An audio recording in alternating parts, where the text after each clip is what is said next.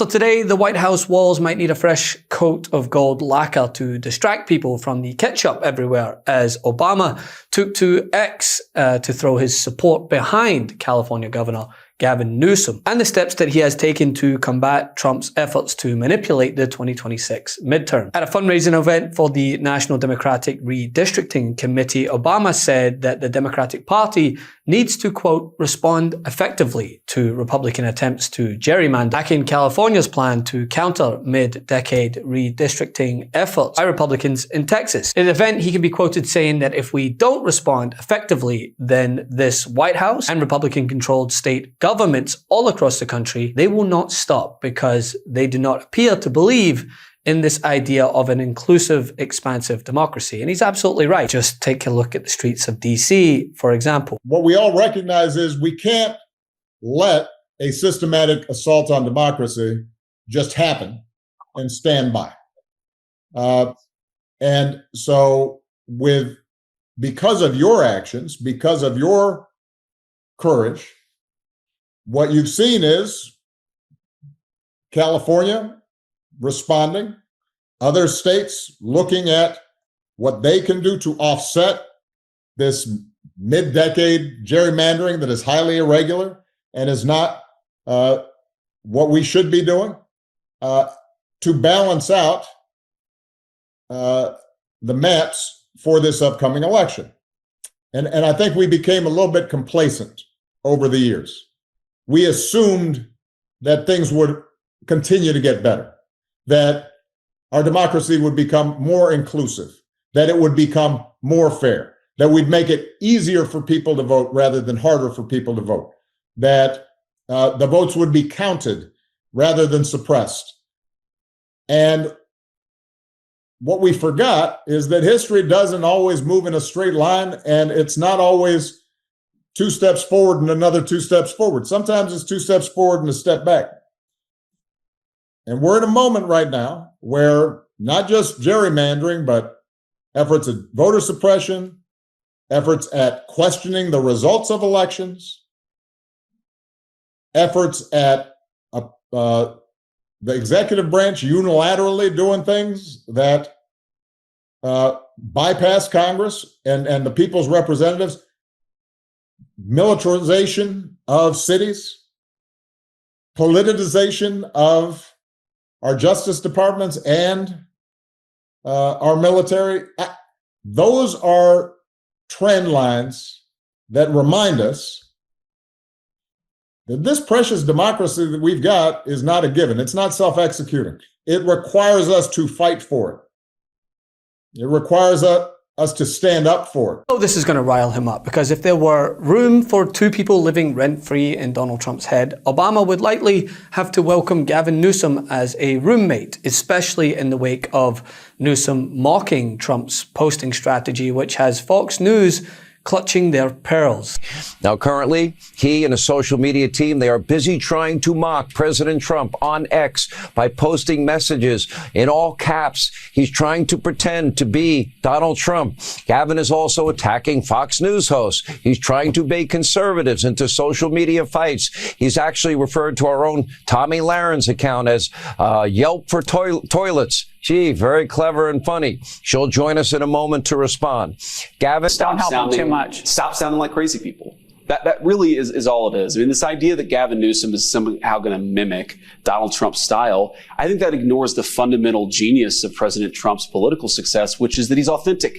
He just is who he is. You've got to be yourself. You've actually got to talk to people honestly about the issues. I don't think it's that complicated. Don't be a crazy person. Be authentic. If the Democrats did that, they'd do a hell of a lot better. And this was followed up by a post on X stating, over the long term, we shouldn't have political gerrymandering in America. Just a fair fight between Republicans and Democrats based on who's got better ideas. But since Texas is taking direction from a partisan White House and gerrymandering in the middle of a decade to try and maintain the House despite their unpopular policies, I have tremendous respect for how Governor Newsom has approached this. He's put forward a smart, measured approach in California, designed to address a very particular problem at a very particular moment in time. And this is the thing, right? This is a moment in time. And Gavin Newsom is meeting this moment. Last week, he called on state lawmakers to pass a ballot measure to redraw congressional lines in response to the new plans in Republican-led states like Texas. And here we are, an open in plain sight before one vote is cast in the 2026 midterm election. And here he is once again trying to rig the system. He doesn't play by a different set of rules. He doesn't believe in the rules. And as a consequence, we need to disabuse ourselves of the way things have been done. It's not good enough to just hold hands, have a candlelight vigil, and talk about the way the world should be.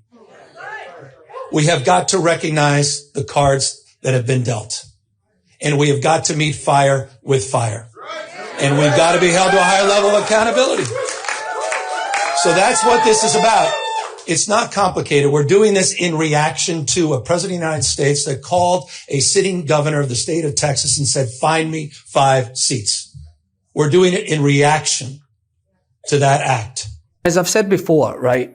Living in California, I know that Gavin Newsom is not above scrutiny. But when it comes to taking the fight to Trump, as Obama said, in this moment in time, something more Democrats need to do and abandon this idea of taking the moral high ground, he's up to the challenge. As Trump deploys the National Guard to DC, ICE to Newsom events in Los Angeles, and continues to do everything possible to deflect from his tanking approval ratings at the hands of soaring prices. All right, there's more breaking news coming into the situation right now. Walmart warning this morning it's raising some prices because of tariffs.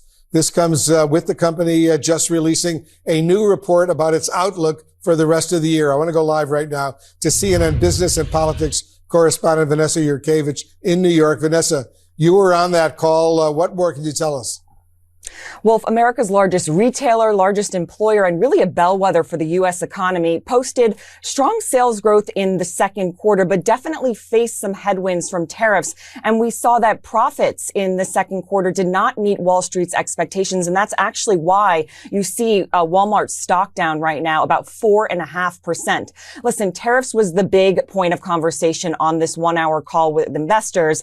A lot of questions about what price pressures were going to be trickling down to consumers. You had the CEO, Doug McMillon of the company, saying that so far tariff impacts have been gradual, so consumers haven't reacted so much to price hikes, but where they're now putting out post-tariff inventory, and they're going to see price level increases on a week-to-week basis. So that's obviously concerning for the company. On that full screen you just had up there, another point of on the call was, despite these price hikes, they have seen resiliency from the U.S. consumer. Ultimately, Walmart still has some of the best prices, and that's why you're seeing increases in the grocery department. You're seeing increases in consumer spending on e-commerce.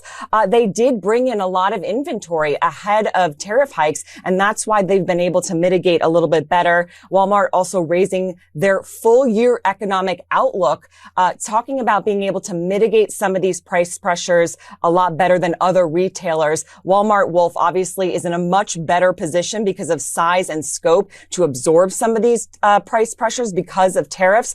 A big comparison to just yesterday with Target talking about the loss of sales in the second quarter and seeing consumers pulling back.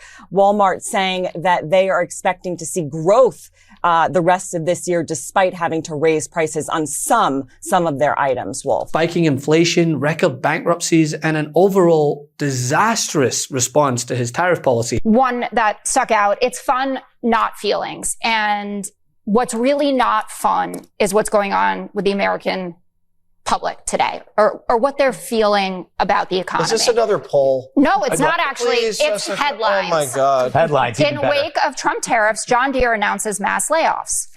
PepsiCo will increase carbonated soft drink concentrate prices by 10%.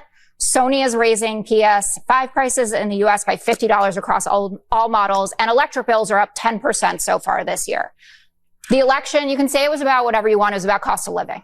That's what it came down to. People said inflation hadn't come down enough. Joe Biden doesn't feel my pain. I don't want to hear about Bidenomics.